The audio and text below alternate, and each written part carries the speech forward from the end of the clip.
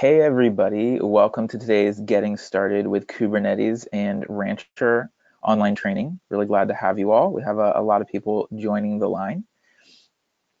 And so while they do, I just want to mention that this session is being recorded, and so you will get a copy of everything after the training. I'm just going to wait a moment for more people to join the line, and we'll get going.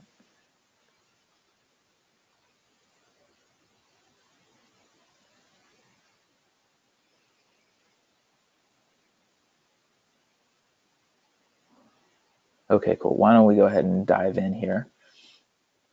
So we have a lot to go through. We're really excited to have you all here today. This is an intro training, and our hope is to give you a solid technical introduction to Kubernetes using Rancher. We have a lot of slides that we want to get through that are really covering, the fundamentals of how Kubernetes works, how Rancher works, and this is meant to be interactive. This is meant to be for you and responsive to what you guys are interested in. So please put your questions in the chat. As soon as you think of them, we'll try to take pauses to answer questions. We'll hopefully get to all of the questions by the end. And we make this commitment as best as we can to not leave any questions unanswered. So on that note, let's keep going. And just as a way of introduction, my name is Matthew Shear. I'm kind of like the community advocate at Rancher. You can reach me on Twitter or my email. And definitely post on Twitter the Rancher training hashtag, so it's easy for me to find you guys. And my compadre on the line is Adrian. Hey, Adrian. Hey, Matthew. Hey, everybody.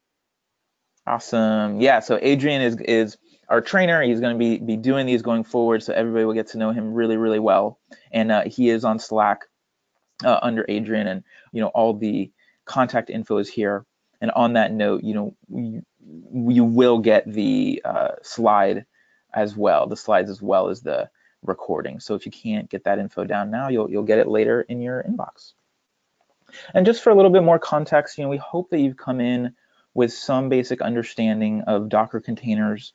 If you don't, it's okay. You'll get a lot of this training, and we're meant to be educational and show you what is being done with orchestration these days. And the other thing that I added is that we really hope to improve these trainings, and that you guys, everyone on the line, can, through your feedback and through our engagement with you, show us what we can do better. So we've added a survey to the end of the training, and if you're able to, fill it out, it would be awesome. It'll be in your email too, and we would love to see what you all want, out of these going forward. And if you want to have your own instance of Rancher going while you follow along with Adrian, just go to our website. It'll take you to this quick start guide. Do rancher.com, and then the deploy button in the top right. That'll bring you to this quick start guide, and you should be able to get up and running with the instance of Rancher in just a few minutes. A couple other resources for everybody. This is very much community driven. We love our community, and everything we're doing is open source. Nothing about Rancher is hidden from you all, and Kubernetes as well. So both of these technologies that we'll be going over today are really community driven. You can plug into our community through slack.rancher.io and forums.rancher.com. We're on both often. We were just posting on there earlier this morning too, so please ask your questions there and get connected. So with all of that, the logistics out of the way, we can start getting into the heart of the material, what you really came here for. And at this point, at the educational point, I'm going to pass it over to Adrian, who actually kind of knows what he's talking about. And let me make you the presenter, sir. Don't believe him. I don't know anything. All right, I'm switching it over to you. So let's find the window I wish to share. Screen 2. All right, you should see a really big Kubernetes momentum slide. Is that correct? I see it, yes. Perfect. I have two screens and I frequently share the wrong one. So here we go. If you're here, you are interested in Kubernetes, you've encountered Docker, and you probably already know that Kubernetes is huge. Like, you can't walk down the street without seeing something or hearing something about Kubernetes if you are in anything that even remotely touches technology. It's grown not only because it's from Google, originally as part of the Borg project, and it has all of these other big industry players behind it, but it's also grown and it's become really popular because it works. It takes real world problems related to container orchestration and it solves them in a way that is robust and reliable and arguably a little bit complicated. But hopefully today we'll remove some of that complexity and give you guys a way to get started that's a little less daunting. In addition to Kubernetes being all over the place, you probably also are aware that you can get your Kubernetes from all sorts of places. Kubernetes itself is almost a commodity. So you can get it from Amazon, you can get it from Azure, you can get it from Google, you can get it from lots of places. You can roll your own. VMware just bought Heptio. And so, there's going to be a Kubernetes native VMware solution undoubtedly at some point in the near future. You can deploy it on any physical infrastructure, cloud infrastructure. It's all over the place. And that's great because that means that it's likely to stick around for a while. You can see that Kubernetes, it's 100% open source and it has backing from lots of companies. This is a representation of the contribution that major IT providers have made to the open source Kubernetes source code. So this shows you, these companies aren't just doing this because they're generous, they're doing this because they're using Kubernetes. So this kind of traction in the marketplace means that it's like in the 50s when they said, you're not going to get fired for buying IBM. Well, you're probably not going to get fired if you deploy your stuff under Kubernetes. So it's good that you all are here to learn how to do that. And I said that Kubernetes is complicated. So there are definite challenges to a Kubernetes deployment that you're going to have to overcome.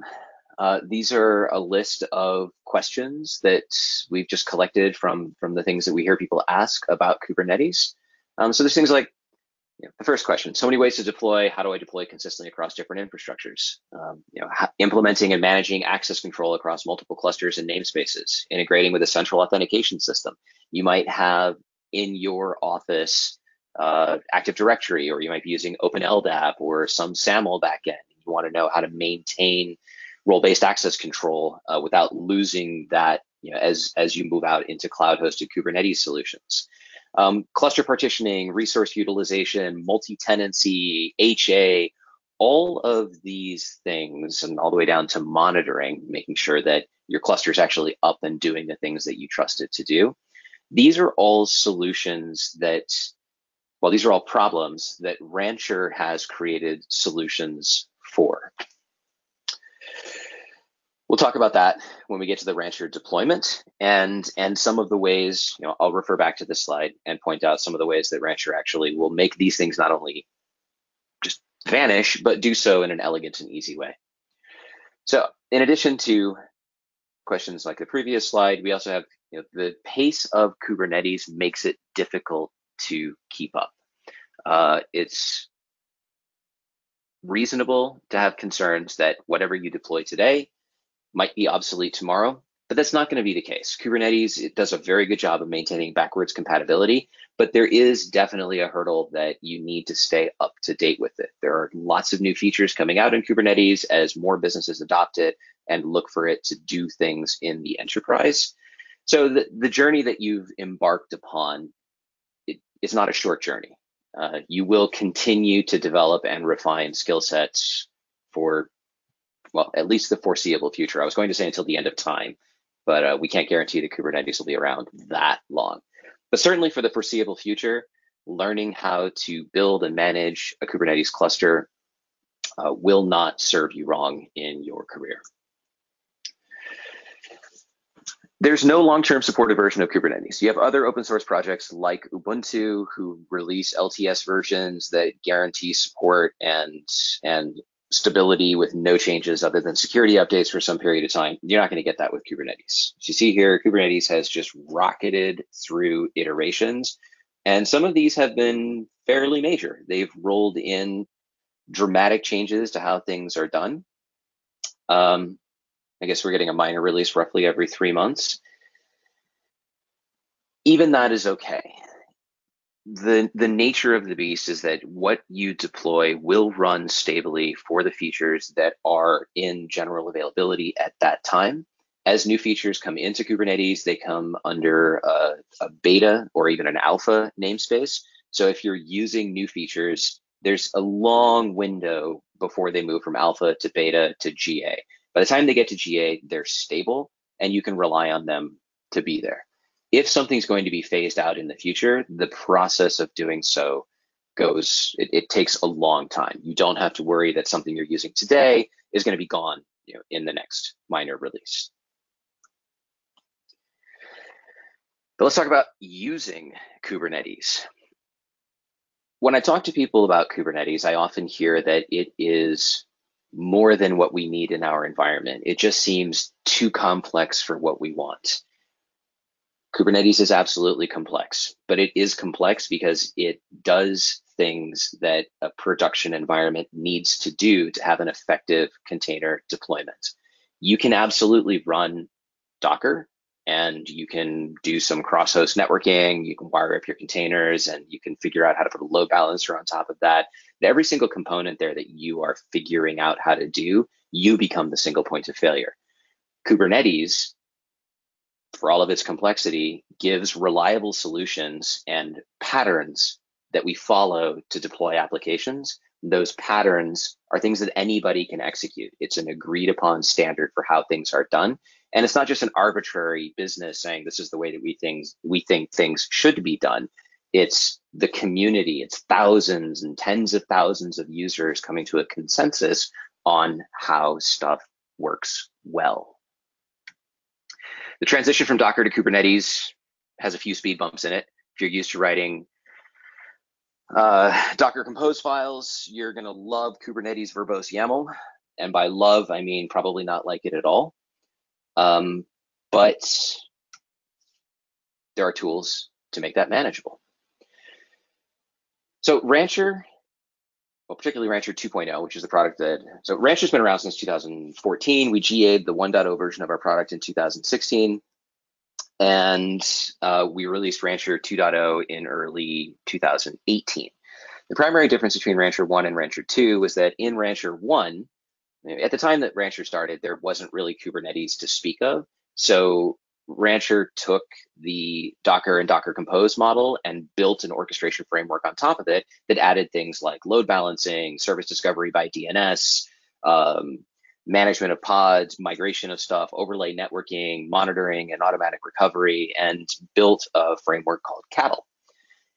Later, we also added support for Kubernetes, and you could deploy a Kubernetes workload inside of Rancher, and you could have these multiple workloads being managed by a central Rancher server cluster.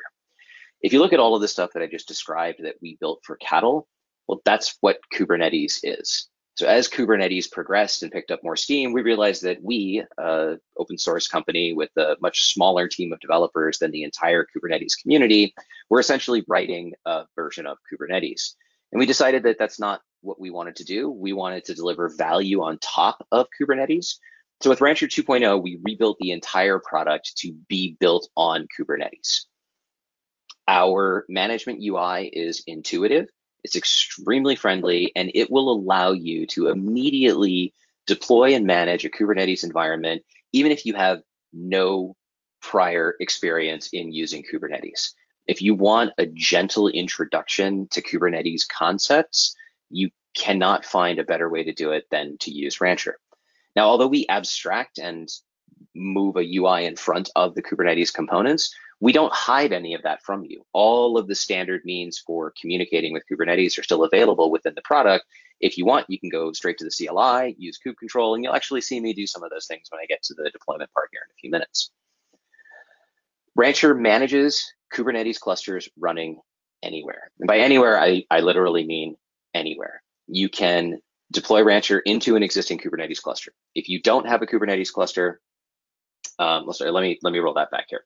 You can deploy Rancher standalone, which is what we'll do today for development and just to demonstrate it, but that's not a production solution. For a production solution, you want Rancher in an HA format, and in an HA configuration, Rancher uses the HA components of an existing Kubernetes cluster. Now, while you can theoretically deploy Rancher into an existing Kubernetes cluster that's not a supported configuration, if you don't have a Kubernetes cluster, then you can stand up Rancher's Kubernetes engine and deploy Rancher into that cluster. Rancher's Kubernetes engine, RKE, is our 100% open source way of packaging Kubernetes entirely within Docker containers. In a normal Kubernetes installation, you have dependencies on the host. Before a host can join the cluster, it needs to run certain components that allow it to participate in the Kubernetes cluster, the Kubernetes universe that it's joining. With Rancher Kubernetes engine, the only host dependency that we require is that you are running a supported version of Docker, and that's it. Everything after that all of the things after that run entirely as Docker containers. So it makes it very simple to stand up new hosts.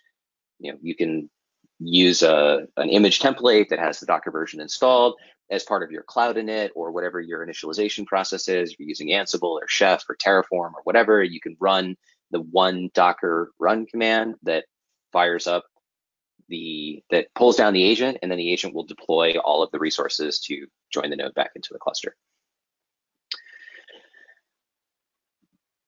We also manage Kubernetes clusters running in Amazon, Google, Azure, anywhere at all, whether they're running as a cloud provider such as GKE or AKS or EKS or Kubernetes Service du jour, whatever's out tomorrow, or whether you're running on just compute nodes such as EC2 or Azure nodes or Google nodes, and you deploy your own Kubernetes into it. Wherever you can deploy Kubernetes, Rancher can manage it. And on top of that, we will bring all of the role-based access control present within the product to each of those clusters. So earlier I talked about having Active Directory.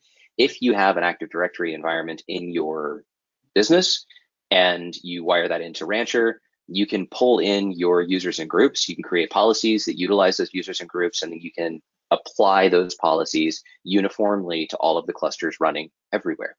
So now you aren't dependent on different credentials being created in each of the cloud providers and the additional overhead or liability risk associated with managing those things. You can use your existing RBAC and push all of that out to the clusters. If an employee leaves or changes roles, or you want to change access permissions, change it locally in the system, and it's pushed out to all of the clusters running everywhere. Rancher is 100% open source. All of our products are 100% free and open source. There's no community edition with crippled features and you have to pay us to get the real stuff. Everything that we offer is available for you to use for free if you desire. We make our money by selling support contracts, but they are not required. If your business is interested in support for the Rancher components, but also 24/7 support for all of the Docker components and all of the Kubernetes components, you can purchase that directly from us. In coming months, we will be announcing support for additional products or projects that are bundled in with Rancher. So our support offering will grow to be an even more diverse one-stop shop.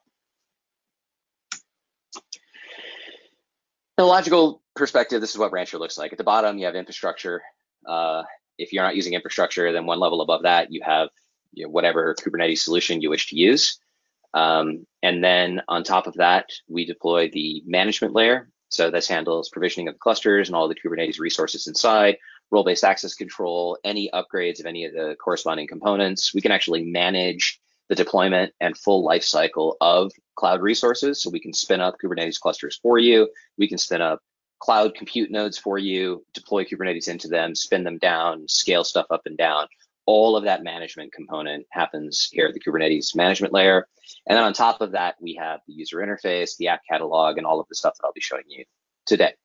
So it is literally, when we say it's a complete container management platform, it's a complete container management platform. If you deploy this, this is the only thing that you need to have to talk to everything that's out there. And then there's this slide. This slide is super nerdy. And okay, so this slide talks about how the communication flow happens. I'm not going to talk about this slide. This is an intro level training, and this slide is for people who are actually interested in the nitty gritty nuts and bolts of what's going on inside Kubernetes.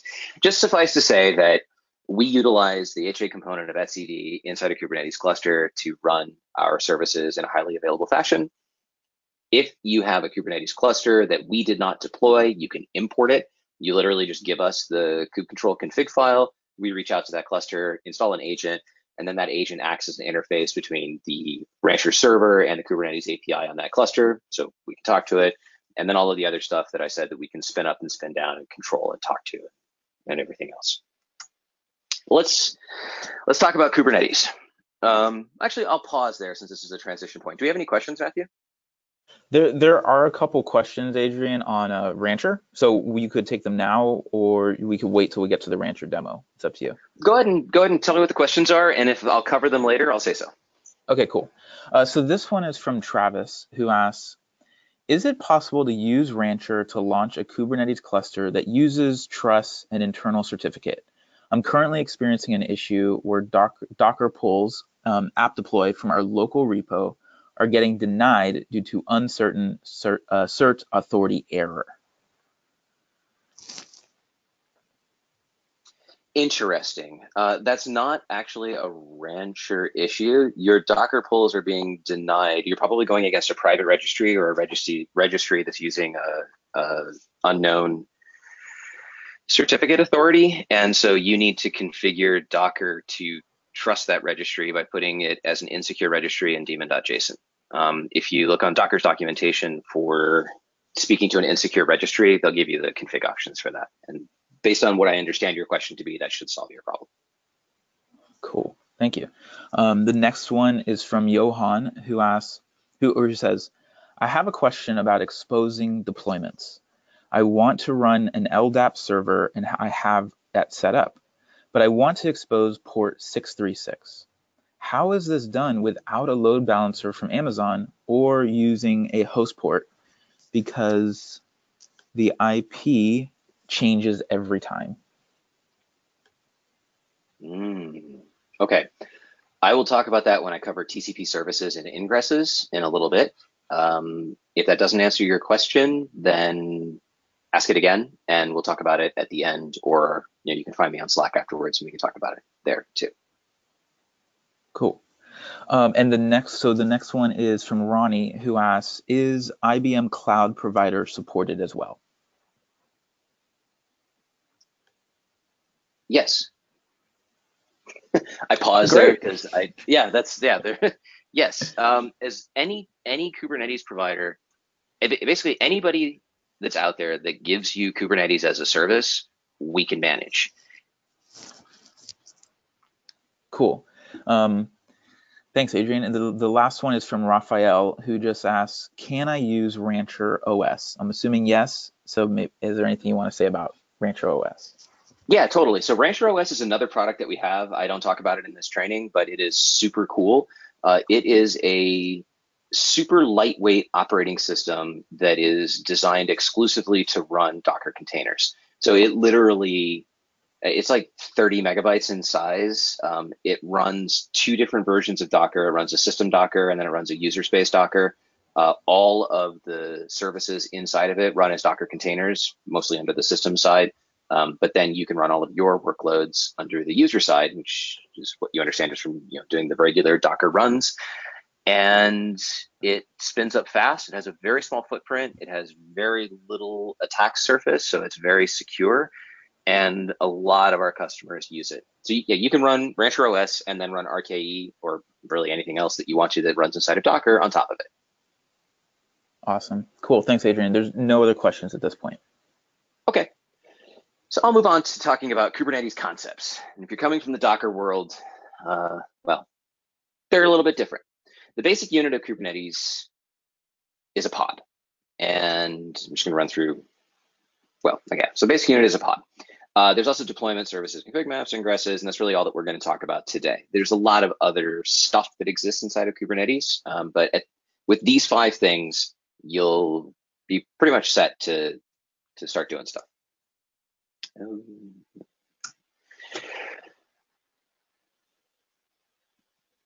I skipped a slide. Hey, there we go. All right, so pods are the smallest unit of deployment in a Kubernetes cluster. You're used to working with containers. A pod is a collection of containers. So imagine you're sitting there with a container image that you want to deploy. In Docker, you might just use Docker run to launch it. You might expose its ports so that something outside the host can hit it. But have you ever struggled to link containers together so that they could find each other by name? Have you ever ported an app that you got from a developer and they hard-coded MySQL to be on localhost? If you're wiring up 2 containers, it's not that hard because it's just 2 containers. But once you start scaling stuff up to 5, 10, or a dozen different containers running different services, the cross-linking and the management of that rapidly gets out of control. Remember that everything that we're doing, all of this virtualization and containerization and all of these technologies are supposed to make our lives easier. They're supposed to make it easier to do the things that we want to do. They're not supposed to make it harder.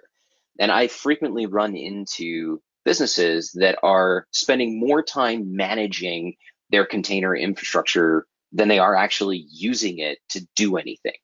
That's a sure sign that something's not right.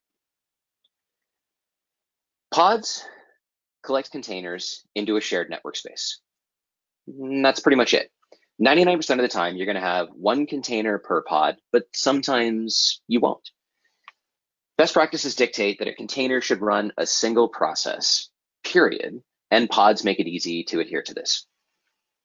So I'm not saying that you want to be running a web app in MySQL in a pod. That's definitely not what you want to be doing. But imagine that you're running an app in one container, and in another container, you have a log shipper. Or you might have a sidecar container that ships data out to some external service for processing and then brings it back, writes it to a shared directory inside the pod, and then the main container picks that data up and does something else with it.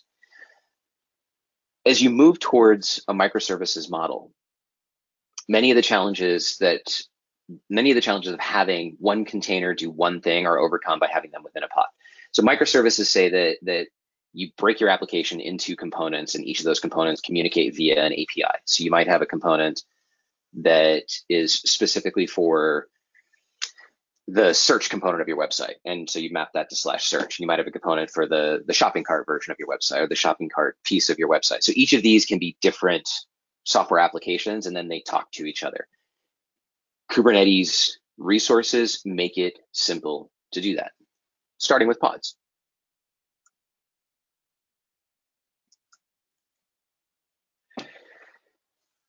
If you're confused about pods, don't be. You can just really think of a pod as a container if you want to just stick that in your brain right now, because really, like I said, most of the time you're going to be running a single container within each pod. Here we have an example of a pod that's running 2 containers. In this case, we have an Nginx and we've got Redis. So when you think about pods and how to assemble them, think about them as a scalable unit. If your application needs more oomph, you're going to start by going from 1 pod or 2 pods to 5 pods or 10 pods. You scale them horizontally. What's inside the pod matters because you're actually cloning the pod. It's called a replica set. So this slide shows Nginx communicating with Redis on localhost because the pod shares, all of the containers in a pod are operating on a shared network space. As a demonstration of the concept, it's a good example. And I like this slide because it introduces the idea that we need to think about how components behave on a larger scale. If you have a pod with Nginx and Redis and you clone it so that there's 10 of them, do you really need 10 Redis containers running just so that you can handle more web traffic? That's not the right design. Your pod should contain the web server so that you can scale that piece. Another pod might contain Redis or Memcache so that you can scale that piece. And now you're building an app from components with an eye toward design. You can think of yourself as an artist, if you wish. And honestly, if we're talking about art, at this point, if you're thinking of yourself as an artist in your ability to sculpt container solutions, even if your artistic talent is limited to banging on a rock with a hammer, you're still doing something. You'll get better at it. This is a journey, and in the beginning, you may find it frustrating, but be kind to yourself. None of this technology stuff is that serious, and whenever you're frustrated with learning, just keep learning it, and it will get easier. If you want to learn more about microservices and building distributed systems within Kubernetes, this book will give you a good start. The guy that wrote it, Brendan Burns, worked at Microsoft Azure and maybe still does, I don't know, as the director of engineering. Now, I'll caveat it by saying that I haven't read it, and the reviews on Amazon are hit or miss. But the general consensus is that it's a good primer for helping you understand concepts and giving you enough information to decide where to go next. As you no doubt are aware, there's literally a bajillion web pages out there with information. That's a real number. I recommend you follow a strategy that my 5th grade teacher taught me about reading documentation, although when I was in 5th grade, I wasn't reading technology documentation, I was reading instructions for tests and things. But he said that if you don't understand it, just read it again. And if you still don't understand it, read it again. And eventually it will make sense. So in all cases, I recommend that you peruse the Kubernetes documentation site available at kubernetes.io. That documentation is excellent. And our own documentation is also very good, and we work hard to keep it up to date. So as you'll see, when we deploy Rancher, I'll actually deploy it straight from the documentation because that's the source of truth. The replication controllers you're not going to encounter anymore. Replication controllers were replaced by deployments, but essentially they create replica sets. A replica set is a collection of pods. So it's literally, a replica set is a set of pods that are identical. So you can have a replica set of 1 pod, and you can scale that replica set to 5, and the replica set will now consist of 5 identical pods. So the replica set used to be managed by a replication controller, and now it's managed by the deployment. Here's a replica set running on 3 hosts. As you can see, we have 4 replicas of our pod running on each node. Kubernetes has been kind enough to spread all 12 of them out across the 3 nodes. And as I said earlier, we wouldn't actually run 12 copies of Redis, but since I already had the graphic, I kept it. And as some of you no doubt know, a core quality of system administration is to be lazy. And that's why we automate everything. So I just reuse the same graphic, because why make a new one? And oh no, one of our nodes has died. Whatever shall we do? Kubernetes handles that for us. We still have 12 pods running. It was kind enough to spin up more on the remaining 2 nodes. And that's because Kubernetes uses what's known as a declarative syntax. We told Kubernetes that we have a desire for the state of 12 pods. Whenever the actual state differs from the desired state, Kubernetes will do whatever it needs to do to move to the desired state. And that's really all Kubernetes does. It just keeps track of what you want, and it does its best to give it to you. When it can't, it's going to keep trying. So the replication controller will also monitor the health of the pods, or in our case, the deployment. Kubernetes itself will monitor the health of pods. You can set up health checks via HTTP, via TCP, or you can even run commands directly within the container. And it's important to know that there are 2 types of health checks. There's what's known as a liveness check and a readiness check. Now, if you want, they can both be the same. You can just define a single health check and it will use it for both of them. But imagine a case where your pod starts up and it needs to prime a cache. So you don't want it to receive traffic until it's ready to do so. So you can have a readiness check that detects when the cache is primed, and then it'll start receiving traffic. And after that, Kubernetes will monitor it with the liveness check so that if for some reason it fails that liveness probe, Kubernetes will restart it. I said earlier that deployments replace replication controllers and manage replica sets, and that's true. You, in your Kubernetes life, will probably never talk to a replication controller. So deployments give you a nice set of commands within kubectl, not really commands, but a nice syntax within the Kubernetes resource definitions that you can use to control replica sets and do updates to the images running within the pods under its control. Let's say that we deployed this with a deployment. So we deployed and we said we want 4 pods. That's cool. And let's say that they're all running with an image with a specific tag like v1.0. This is a good time to mention that when you are deploying stuff with Kubernetes or really anywhere, all of the instructions that you see tell you to use either no tag or a tag of latest on your Docker image. Don't do that. It's particularly important not to do that with Kubernetes because, well, imagine that you have a pod. Well, imagine you have a deployment running and you're running, whatever, my app latest. And whoever controls my app releases a new version and they tag it latest. And at some point, one of your pods needs to be restarted. So as Kubernetes restarts it, it checks and sees, oh, there's a new version of latest. So it brings it down and it happily deploys that because you told it you always want to deploy the latest tag. So now you have 3 pods running the old latest and 1 pod running the new latest. If any of you were around when Apache went from syntax changes between 2.0 and 2.2, or from 2.2 to 2.4, and suffered the misery of modifying stuff, what happened was if you launched an Apache 2.2 config under Apache 2.4, it just didn't launch. So now imagine that it's the middle of the night and Kubernetes is happily maintaining the state of your environment, and suddenly all of your stuff crashes because somebody upstream made a syntax requirement change and you're running the old syntax. You can avoid all of this if you just use a specific tag for your images. You can usually get this on the releases or tags page on Docker Hub, and there you'll be guaranteed that whatever version 1.0 is always going to be version 1.0, and when you're ready to move to version 1.1, you tell it to do so. So let's say that 1.1 came out. We want to roll it out, so we update the deployment configuration and we tell Kubernetes to deploy pods with 1.1. Kubernetes will pull down the 1.1 image, and you can tell it to either start new ones while the old ones are running, or you can tell it to kill off the old ones and then start new ones. And which option you choose is largely going to be determined by the resources that a pod is using. For example, if you have a pod that's running using iSCSI storage, and that storage unit that volume can only be mounted to a single pod, then you need to kill off that pod before you start up a new one that's going to use the same volume.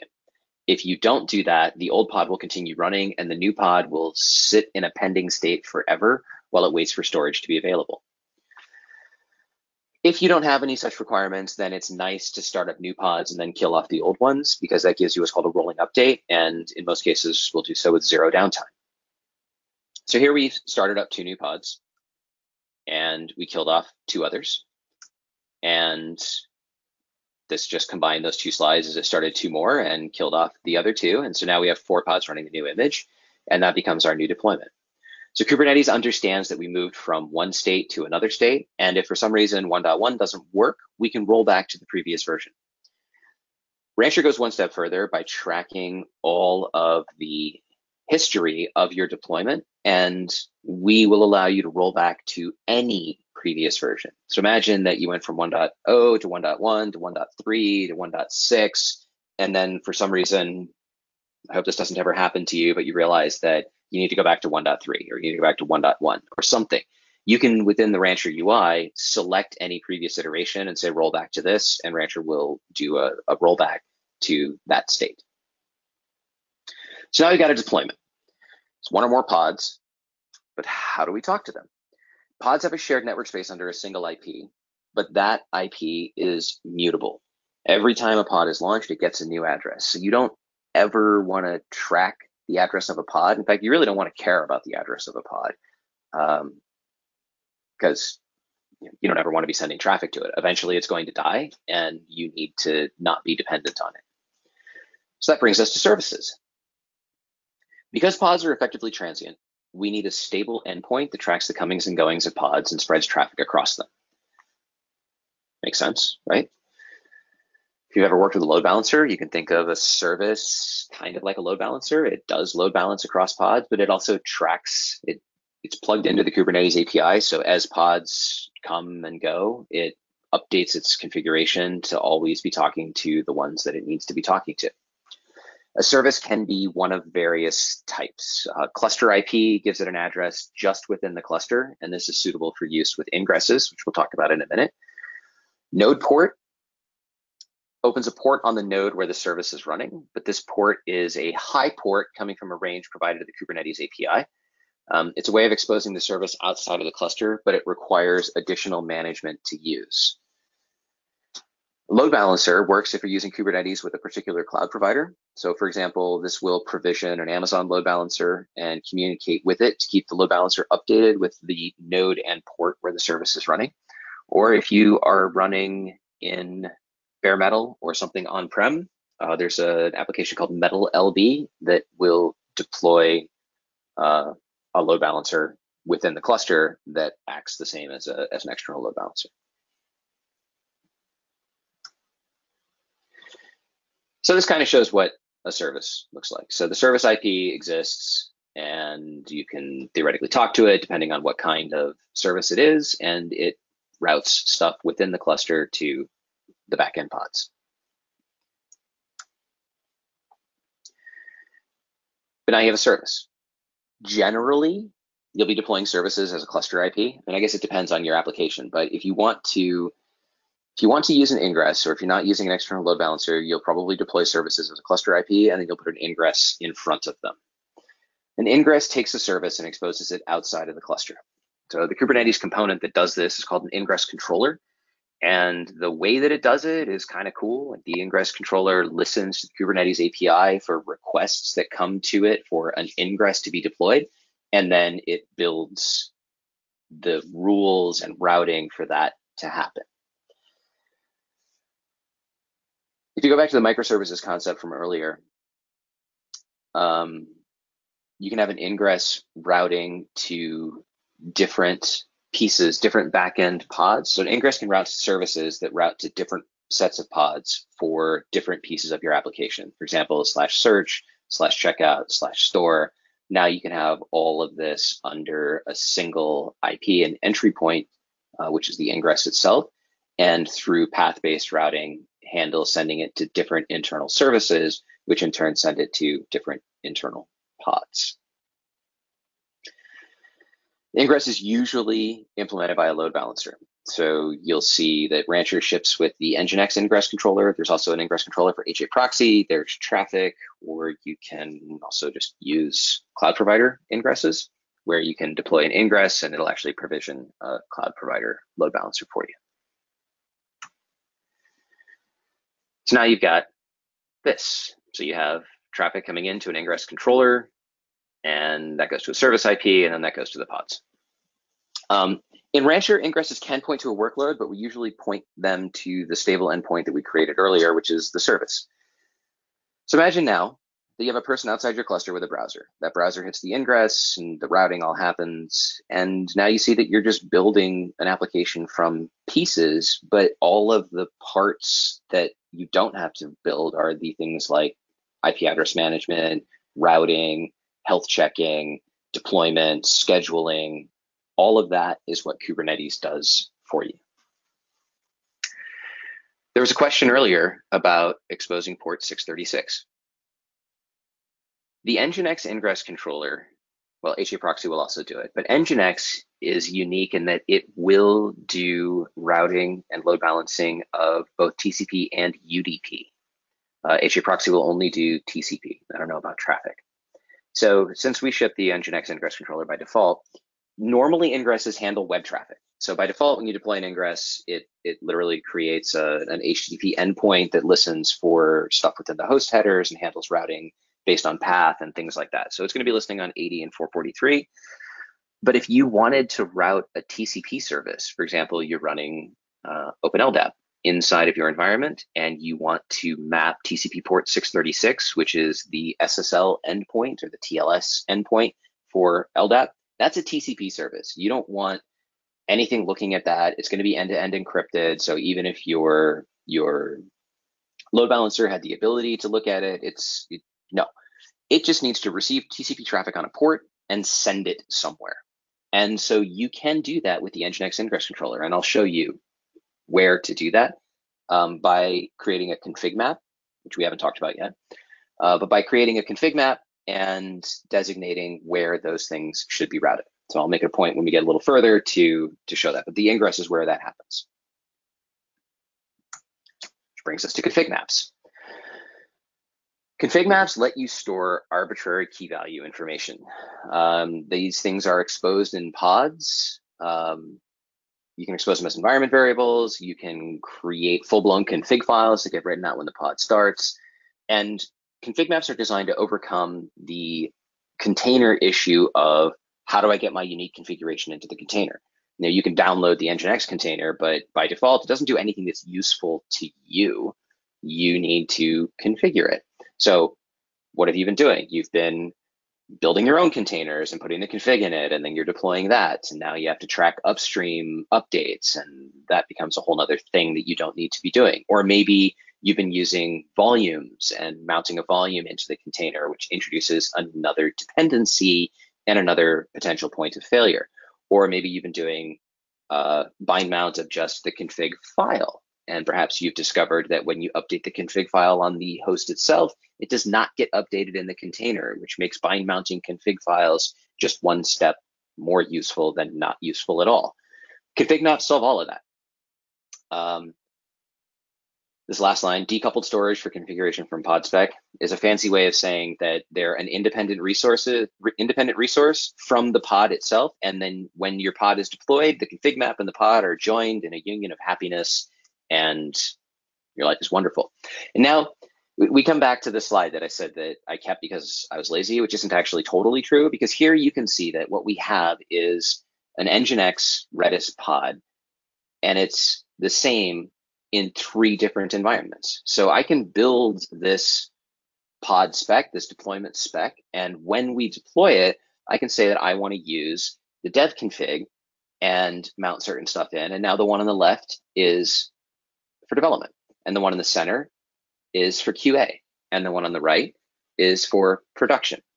And so we've separated out the building and configuration of the pod itself and what goes inside it, which might be the responsibility of an operations team, to how that pod is used. When it is instantiated, when it comes to life, somebody who's going to use it can decide, oh, I want this to be QA and to have my variables from our application over here. And that instance of that deployment is specialized for that particular role. It's like magic.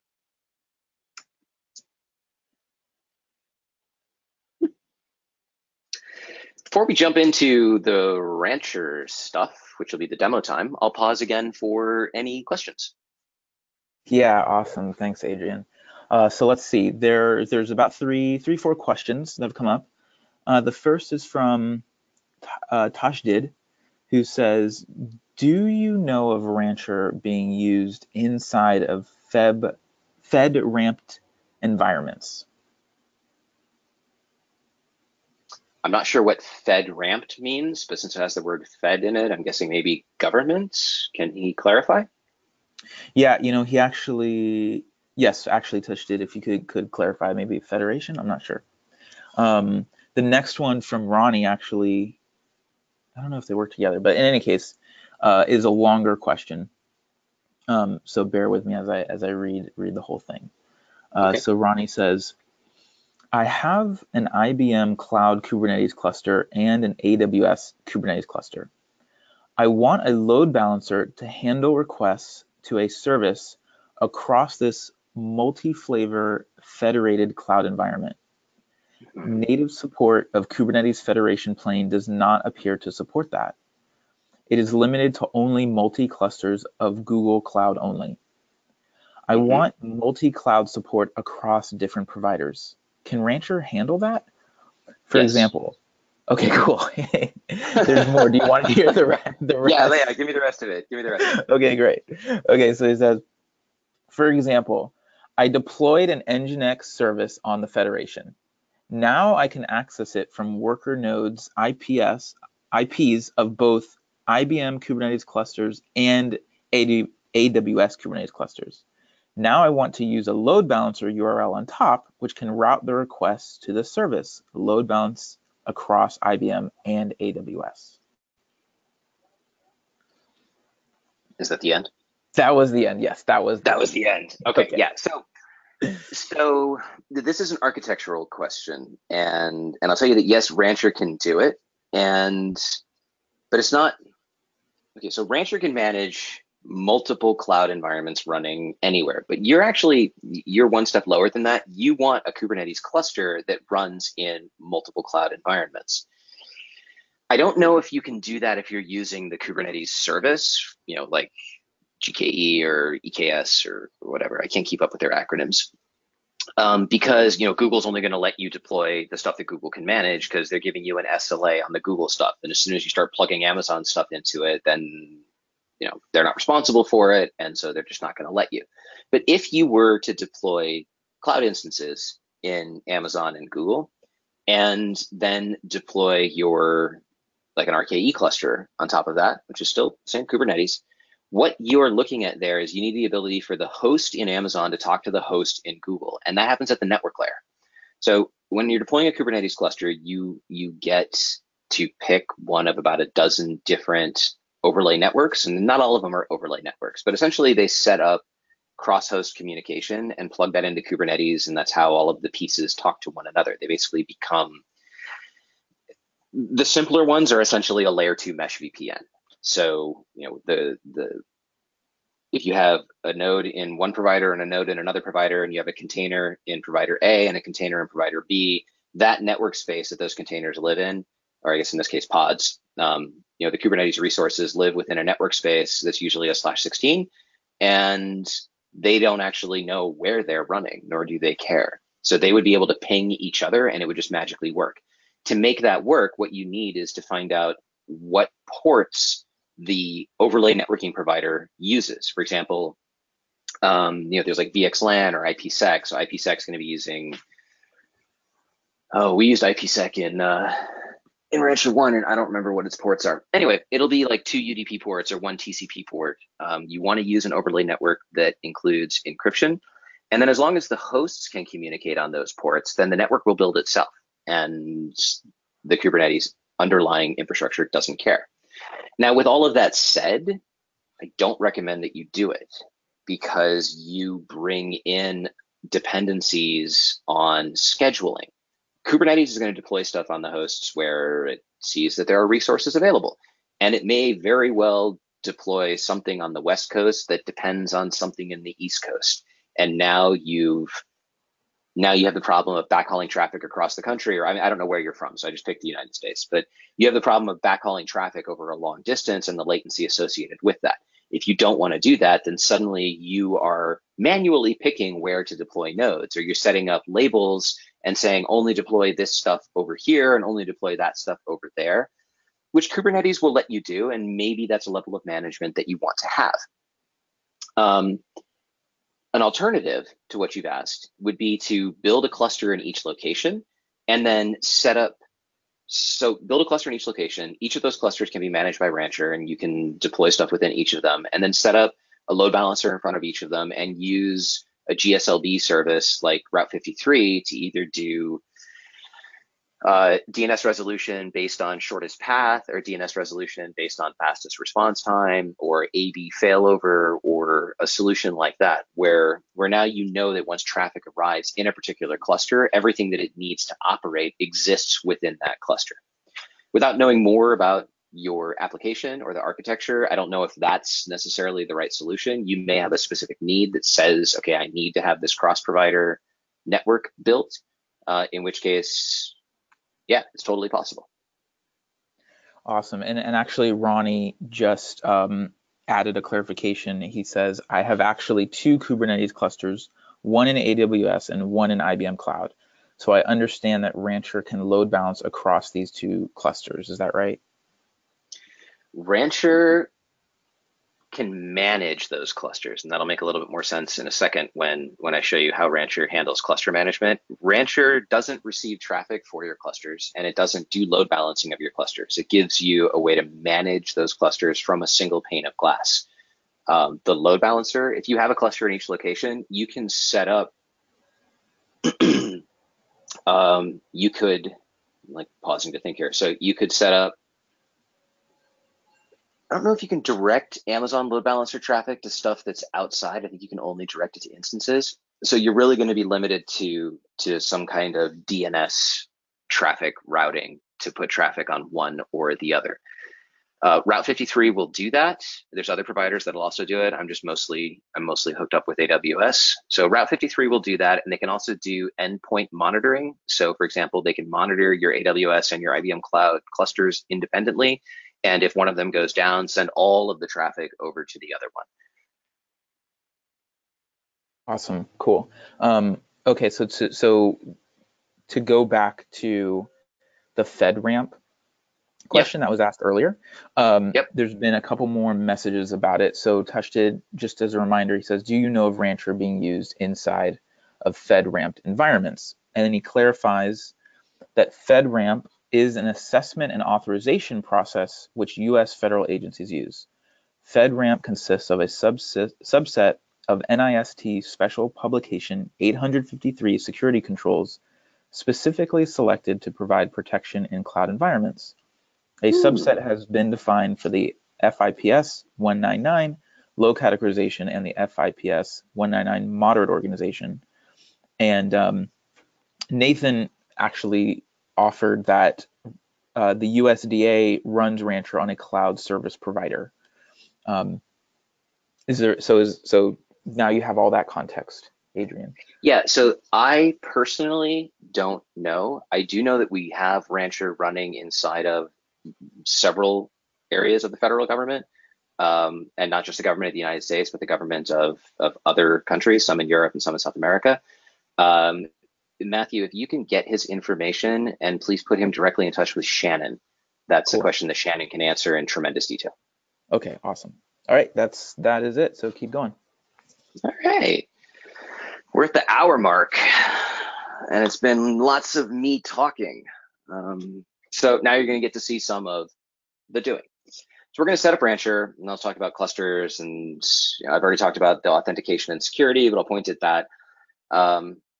Yeah, I don't need to go through this slide. It just says a bunch of stuff that we're going to cover.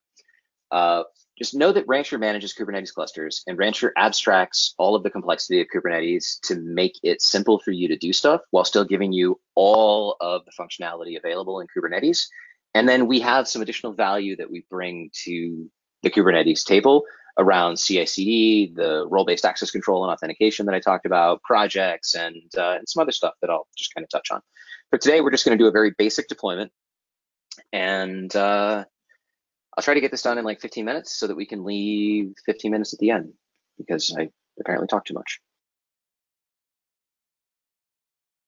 Let me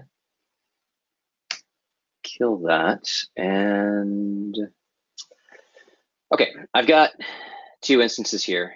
You guys can still see my screen, right, Matthew? See like the shell? Yes. And yep. Okay, let me make these a little bit bigger. And let me re-put that. Okay, so top is going to be my server, bottom is going to be my node. And like I said earlier, we're just going to do a standalone server installation, which is great for testing, but not what you want to do in production. So Matthew talked about our documentation, and if you wanted to follow along, you can do the deploy stuff here. I've got it over here saying that we just want to deploy a default self-signed certificate version of Rancher, which is going to be this command right here. And I told you, paste that. I told you that we actually don't want to use latest. We want to use a specific image tag, which in my case, I'm going to use 2.1.1. Another thing that is mentioned later in the documentation, but I'll tell you that you want to do now, is you want to map some kind of a persistent volume to varlib Rancher so that if you nuke your container, you don't nuke everything that you set up inside of it. So you can do it with that.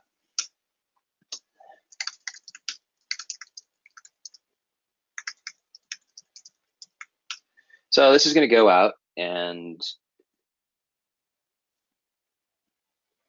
do its thing. I actually probably should have launched this while we were doing the questions, but that's fine. So Rancher is now creating its universe of stuff, and in just a moment, it will show up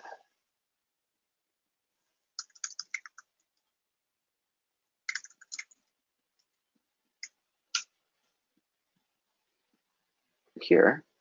Now, since we're using the default self-signed certificate it's going to give you the certificate warning, but just accept that, and we're going to set a password here. And we'll say continue. And the first time you set it up, it will ask you what its URL is. And this is important to get right, because this is what it will tell its remote Kubernetes clusters that it's installing and managing to use for communication with the Rancher server. So if you have your Rancher server deployed behind a load balancer, or if you're talking to stuff across the public internet, make sure that this URL is correct. You can change it later, but to make sure it's correct. Otherwise, all sorts of bad stuff happens.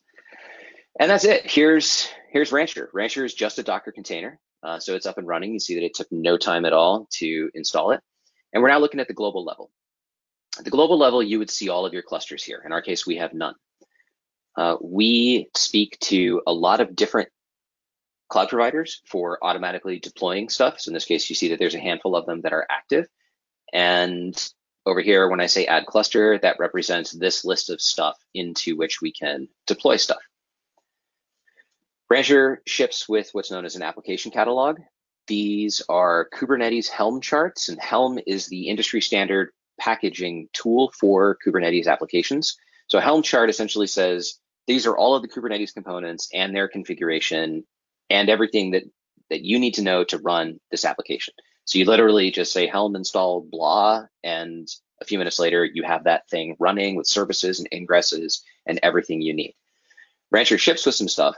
Any third-party Helm repository can be added to Rancher, and you would do that here by saying add catalog.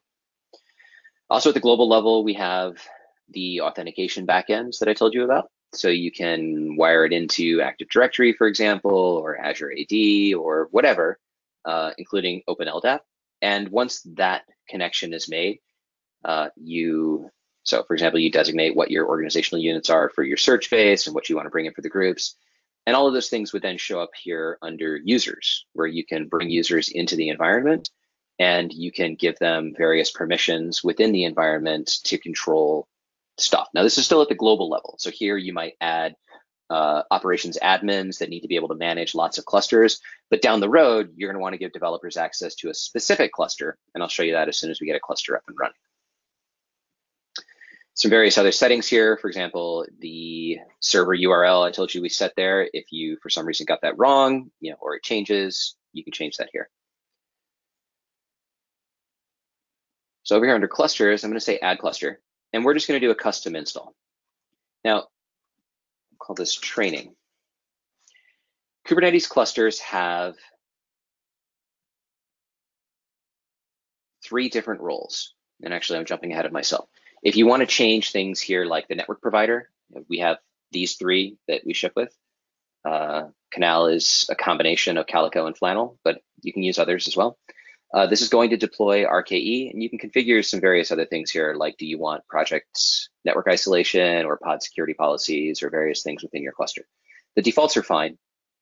And if you're using a cloud provider like Amazon, you want to designate that here, because that will control, for example, if you deploy a service of type load balancer, then the Kubernetes cluster will know to go and talk to the Amazon API and actually provision an ELB for you. In our case, we're going to say none. And we're not going to add any members at this time because we don't have any. But if we did, we could designate that Bob in development has such and such role in the cluster. You got owner can do everything, member can do everything except control permissions. Read only is exactly what it sounds like, and custom gives you the ability to select, maybe Bob can only manage storage because that's all we want him to do.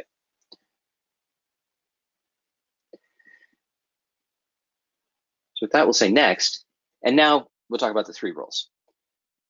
We're going to deploy a single node, and so it's going to have the 3 pieces. There's etcd, which is your backend data store. You want to have an odd number of etcd nodes greater than 1. So 3 or 5. More than 5, it doesn't really save you anything, but they need to be able to create quorum. Quorum is where if there's a separation, a network partition, there's 2 on one side and 1 in the other side. Well, the majority vote of 3 is going to be 2. So they're going to keep the master, and the one that's stuck is not going to accept any rights. If you had 4 or 2, then it's possible for your network partition to create two masters, which is called split brain. And then when there's a convergence, they freak out because their data is inconsistent. In a production environment, you want to put etcd on separate nodes. The control plane is all of the Kubernetes master components, and you can put those on separate nodes as well. One or more is sufficient. If you want HA, 2 is good. They don't need any kind of quorum, but that'll at least allow you to survive the failure of a node. And then worker nodes are where your actual workloads run.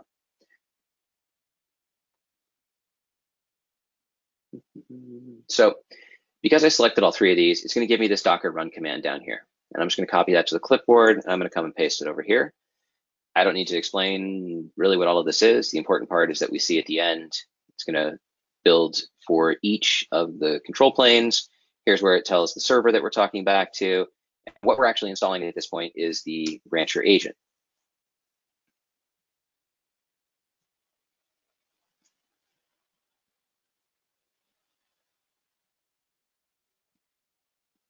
Before you get excited at how fast my network is, I run a local Docker cache. So it's as fast as gigabit to like the machine next door to it.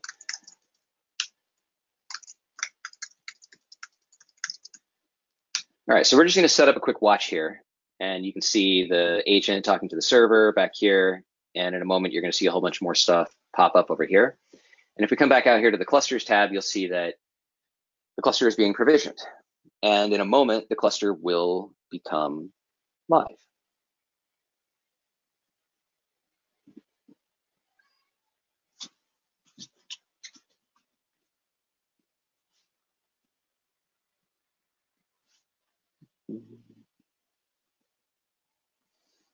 So while this is happening, are there any other questions that have popped up yet? If not, I'll talk about other Rancher stuff.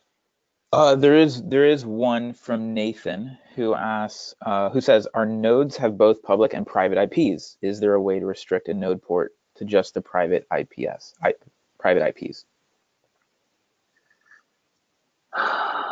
If your nodes have public and private IPs on the same node, then I'm not sure how you, then essentially you've got two different interfaces, and it's likely that you can tell Kubernetes to just pay attention to one of those interfaces.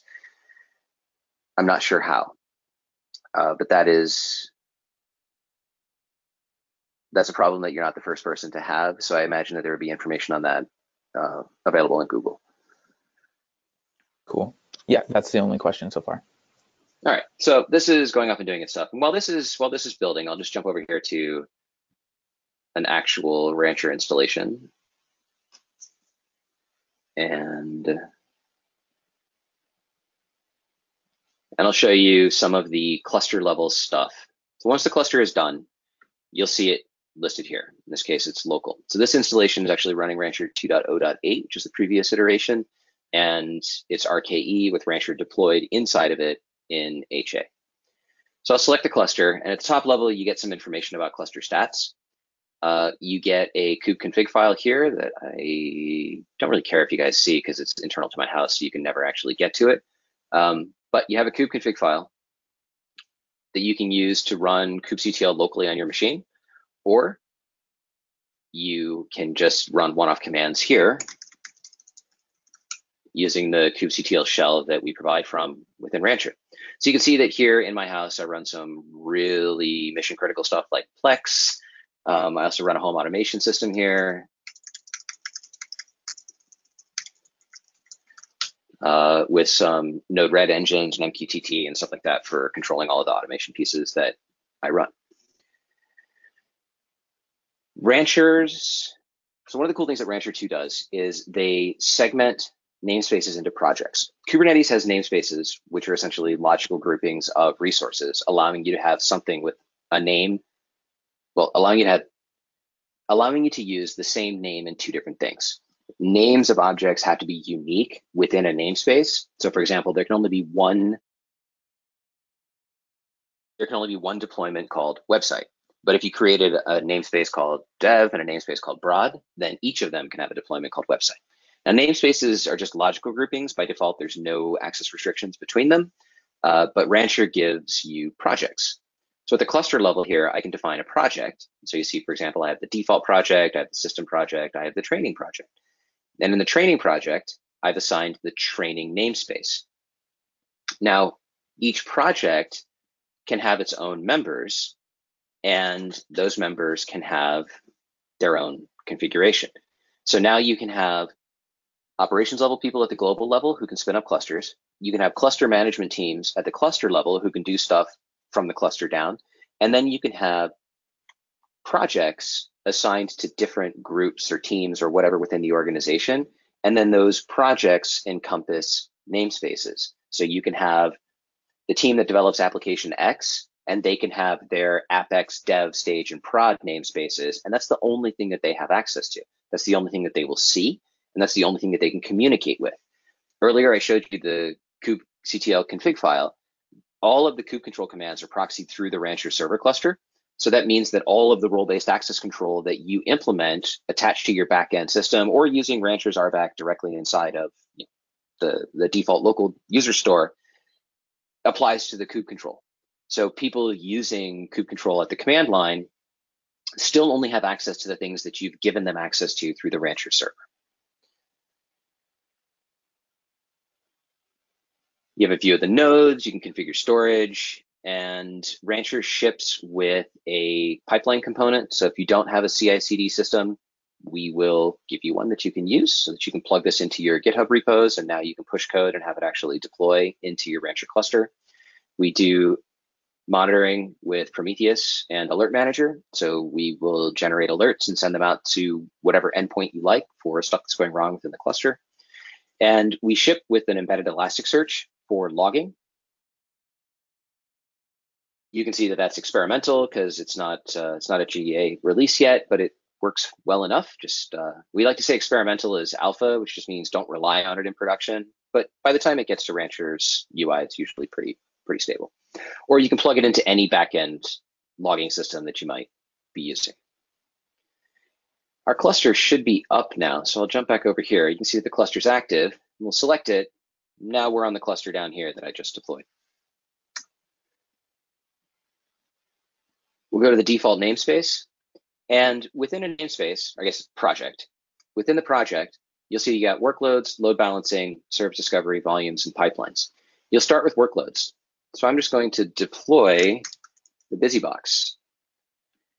You can do this as a scalable deployment of however many pods you want to start with. In this case, we'll start with one. You can do it as a daemon set, which will run one pod on each node. You can do it as a stateful set, which is useful for things where state matters and storage can't be shared between the pods, things like Mongo, for example. And you can run it as cron or job. Cron will run on a schedule, job will run once. In this case, we'll just make it a scalable deployment of one pod. And we'll run BusyBox, and we'll put it in the default namespace because that's all we have. If we wanted to punch a port through, this will create a service. So let's just say that BusyBox listened on port 80, so we'll create a service of type cluster IP. Down here, we can configure some additional items like health checking that I told you about. We can do node scheduling based on labels or other parameters. For the gentleman who wanted the multi-cloud, multi-provider single Kubernetes cluster, here's where you would handle scheduling rules. You can handle attaching storage volumes, whether those volumes are config maps or secrets or any of the other items that we have for storage types. And you can control how you want the upgrades to happen. When I was talking earlier, I said that maybe you need to stop all the pods and then start the new ones, or start the new pods and then stop the old ones, or whatever. But there's more if you want to get a little bit deeper. Click that you want to show advanced, and you're given some additional options where, for example, you can control and configure network information. You can override the command. You can handle security and host config stuff about how you want it to behave, what capabilities do you want it to have on the host itself. Memory and CPU reservations, all of this stuff is available for you to control.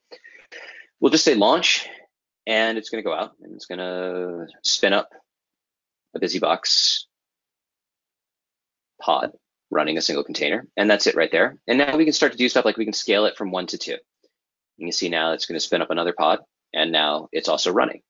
We can come over here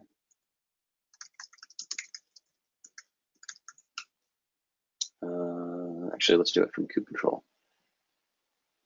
So if I come back out to the cluster level and say launch kube control, say kubectl get pod, I want to say kubectl delete pod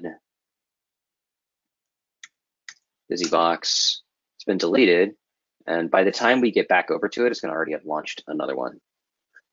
Yeah, so you see it launched a new one, and this is the one that we just killed, which it's in the process of actually deleting because we told it to do so.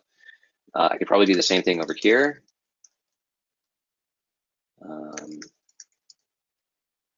Yeah, so if the pod actually were to die, let's just kill some stuff here. Yeah, so you see it detected the failure there, and it will restart it. We created a service, so it automatically created it over here of type cluster IP. Let me actually get a second window here, clone tab, and jump back out to the cluster and go to kube control. So you can see it here. These are all Kubernetes objects. So cluster IP, there's its internal IP there. And if we came back over to here and went to load balancing, here's where we would create the ingress. So I'm going to create for busybox, which doesn't actually listen on anything, namespace default. You can designate a specific host name if you want, busybox.whatever, or xip.io. If you don't know about xip.io, check it out. It's super cool. And then here's where you can do the path routing. So we don't actually want to send it to a workload. We want to send it to a service. We'll say slash goes to the busybox service. And if we had certificates out here under resources, we can add SSL certificates, and then we can bind them to the ingress for whatever the host name that we want to use is. When I say save, it's going to go and it's going to create the layer 7 ingress. And we can't really show it because busybox doesn't listen. But back to the gentleman who had the LDAP question. You come to, you come out here to the system namespace or project and come over here to config map. Under ingress nginx, you'll see TCP services.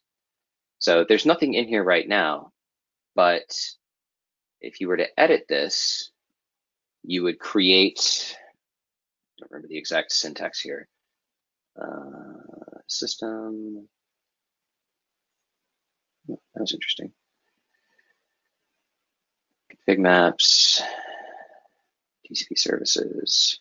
Yeah, so it's the key is the port that you want the ingress to listen on, and the value is the namespace / service : port where you're sending it.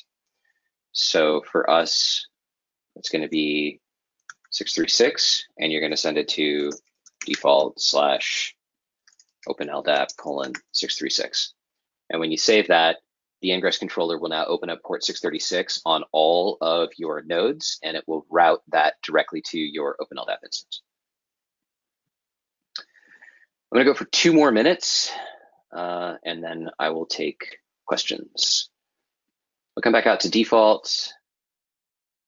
Other things that you can add under here are secrets, which allow you to put information like API keys, passwords, stuff that should not be embedded in your container image. They're saved encrypted in the backend data store, and then they're attached securely to the container.